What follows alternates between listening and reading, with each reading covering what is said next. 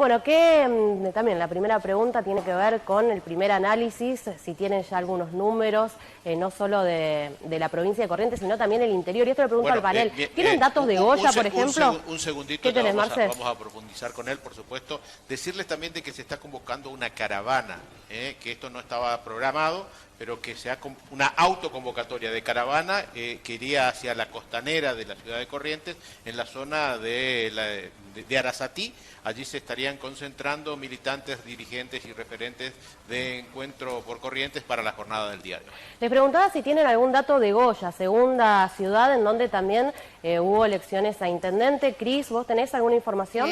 20 puntos de diferencia, aparentemente. Los primeros datos preliminares entre Ormachea y el profe Bassi. No sé si Gustavo tiene alguno. 20 a favor de Ormachea. Ormachea, ese candidato que nadie creía, ese joven. Hay que decir que candidato. vos diste la primicia acá en Equipo Sí. de Noticias que él iba a hacer, incluso cuando había varios precandidatos Sí. dentro del Sí. propio oficialismo. Sí, fue un consenso muy trabajado para impulsarlo a Mariano Ormachea como el candidato a intendente. Sí. Bueno, 20 puntos arriba. 20. Rodríguez, ¿usted tiene los mismos números? Bueno, buenas noches. No me tocó trabajar en Goya, me tocó trabajar solamente en la provincia y en la capital. Pero todos los números que teníamos de Goya previos hablaban de una victoria de Ormachea bastante holgada sobre el profesor Bassi. Digo, tiene números de la provincia y de capital. Hoy estuvieron con algunos datos Marcelo, Cristina también, algunos boca de urna. ¿Qué números nos puede dar usted? Todos estamos coincidiendo en más o menos 70-30 y en la capital 65-35 para hacer números redondos, sin contar los números, los votos nulos, siempre los votos válidos. Y es lo que ya venían diciendo los estudios previos. La opinión pública correntina había establecido que Gustavo era el candidato, era el gobernador de yo le llamo de la contability, porque hubo como una decisión delegada tanto de la oposición como de la ciudadanía para que dirija lo que fue la crisis.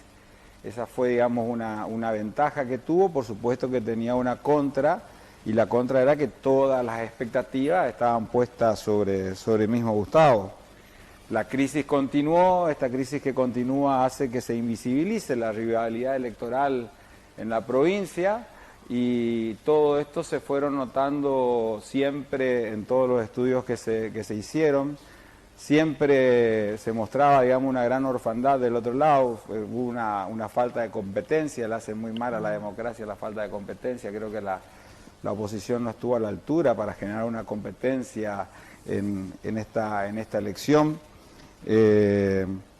Hubieron dos factores esenciales para Gustavo. Uno fue la agenda que la manejó muy profesionalmente. Tenía tres objetivos: acumular imagen personal, lo logró; acumular logros de gestión, lo termina logrando, ¿no es cierto?, con grandes aciertos. ¿Cuáles son, disculpa Gustavo, cuáles son las virtudes de la imagen personal? De lograr imagen personal. ¿Cuáles son, no sé, virtudes se llaman, o cuáles son los activos que tiene Valdés en cuanto a imagen personal? Porque de gestión quizás es más fácil visualizarlo, y creo que lo hablamos varias veces en el programa. El hospital de campaña, el mismo dice, cuando uno le pregunta cuál de todas sus políticas usted pone en primer lugar como de la que más orgulloso está, y habló del hospital de campaña. Pero en imagen personal, ¿cuáles son sus atributos? No, fundamentalmente la cercanía y el manejo del idioma, que es muy entendible, es muy correntino, respeta mucho los valores. Esto hace que coloque en primer lugar al correntino, correntina, y en segundo lugar a la provincia, pero siempre con un discurso que tiene muy presente a la persona misma. Pero creo que la gestión de la pandemia definitivamente lo termina de catapultar, porque el hecho de tener un 80% acá en la capital, eso es apabullante. No, claro, ahí está. Bueno, veníamos de justo me interrumpió un poco por la acumulación de la imagen personal, de los logros de gestión. Y lo último es la acumulación del instrumento electoral, que fue armar, digamos, esta gran alianza que se presentó a competir ahora. Claramente el otro elemento de esa agenda, el otro elemento fue la eficacia que tuvo en las decisiones correctas en el momento oportuno, sobre todo en la crisis. Y uno tiene que saber decidir y también aprovechar, porque la fragmentación que tenía la oposición no es una fragmentación que nació en esta elección, sino que es una fragmentación que ya estuvo en la elección legislativa. Los 40 puntos que se sacaron de diferencia se dieron ya en el 2019, ahora nuevamente se vuelven a repetir.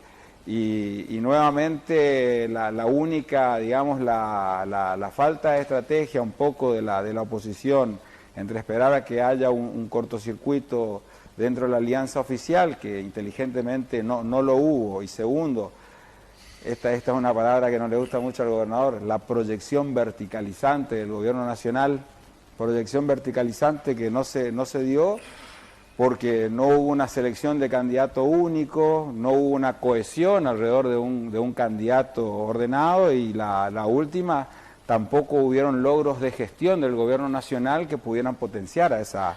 La pregunta es, ¿qué hay después de esto? Porque por primera vez, en su momento destacábamos la figura de Ricardo Colombi, pero por primera vez la figura de Valdés superó hasta inclusive los poderes territoriales. Pasó en Goya con un profe Bassi que tenía una muy buena aceptación. Creo que los primeros números marcan de que esto también le está pasando en Bellavista a Nancy San.